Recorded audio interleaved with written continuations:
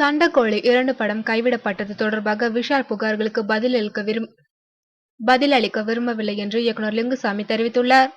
விஷால் நடிப்பில் சண்டைக்கோழி 2 படம் தொடங்குவதற்கு பதிலாக தெலுங்கு நடிகர் அல்லு அர்ஜுனை கொண்டு புதிய படத்தை தொடங்க உள்ளார் லிங்குசாமி. இதனையடுத்து தயாரிப்பாளர் சங்கத்தில் விஷால் புகார் அளித்துள்ளார். இதில் சண்டைக்கோழி 2 விவகாரம் தொடர்பாக விஷால், லிங்குசாமி இடையே மோதல் எழுந்துள்ளது. இது குறித்து ஒரு பேட்டியில் விஷால் கூறுகையில், இந்த படம் ஆரம்பமாக நான் 14 மாதங்கள் காத்திருந்தேன்.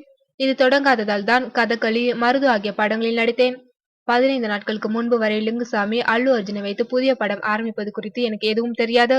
என்னிடம் சொல்லாமலேயே அவர் அடுத்த படத்தை ஆரம்பித்து விட்டார். லிங்குசாமிக்கு முன்பணமும் அளித்துள்ளேன். இந்த நஷ்டத்தை சுமூகமான முறையில் தீர்க்க நினைத்தேன். ஆனால் அது சரி வரவில்லை. இதனால் தற்போது தயாரிப்பாளர் சங்கத்தில் புகார் அளித்துள்ளேன் என்றார்.